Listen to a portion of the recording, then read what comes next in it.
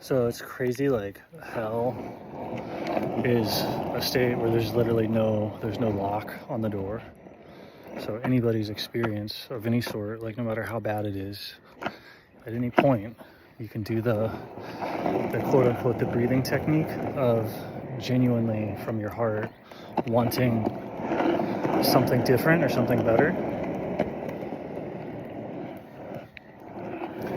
for a couple of hours a day, right? You kind of have to push at it and either do the meditative focus pretty hard or do the physical exercises, the training that you know you need to do for the idea that you have. And so that can be, like if you look at my video on astral projection and stuff in stillness, you don't need anything other than just to be still and do some pretty basic breath exercises every day for like 20 minutes. And that'll build up enough psychic charge that you can just like manifest and change almost anything in your life, kind of shaped by how you did that. But your life, if you do the breathing exercises, it for sure 100% like just starts to look like whatever you want.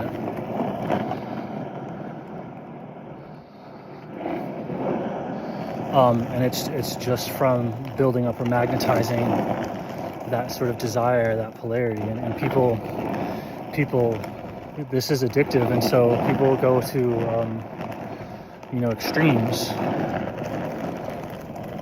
once they kind of get it.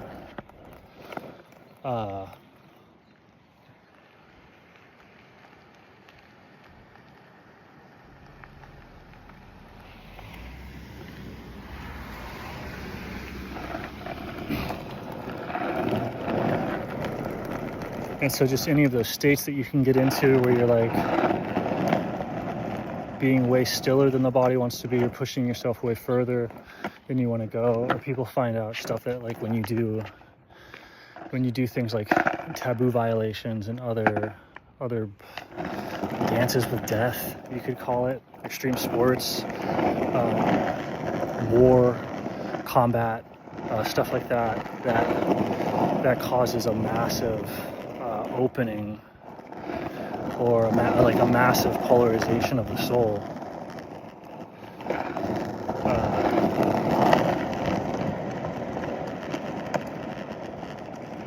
That people go to get what they want. People get what they want.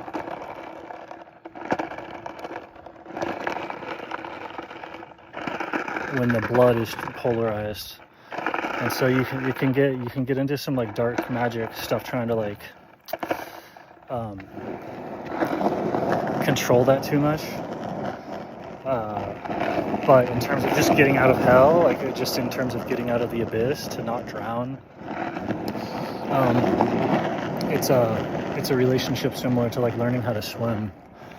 So you can learn how to swim in consciousness, and then magic and sort of the occult art and paganism and stuff like that would be like learning how to control or manipulate consciousness, like manipulate the weather, like manipulate the mind. You don't learn how to swim in the mind, you learn how to manifest and control it and become powerful.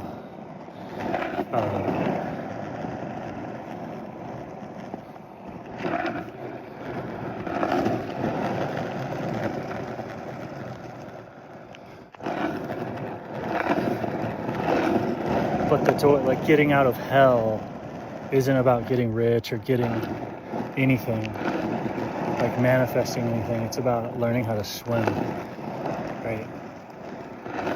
You can manipulate things so that you're not drowning. Like if you have a life raft or whatever, let's say you're in a life raft and there's no drowning, that's still like a hell because you're not swimming.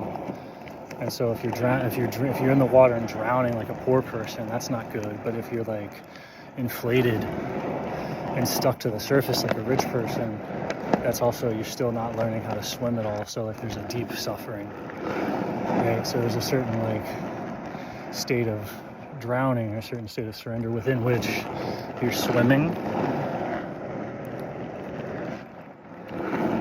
And that's something that you can train. Once you learn how to swim, you can practice getting better at it. And once you get like pretty good at it. It's hard to say like, oh, this is hell, or I'm stuck.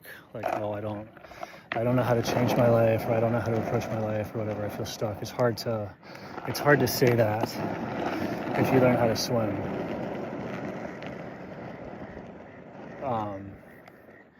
And if you're swimming, it's also hard to say like, oh, I'm miserable from being so deep, or I'm stuck. I'm cast out from participating by my wealth, or by my defense mechanisms, or whatever, or by the thing that keeps me out of the abyss. Right? Like our defense mechanisms from reality are things that like separate us from other things, or like it's like a balloon that keeps you from participating. So the suffering is similar to like a kid that is like never getting to go on the sports team, or never getting to play, never losing, but also never getting to play.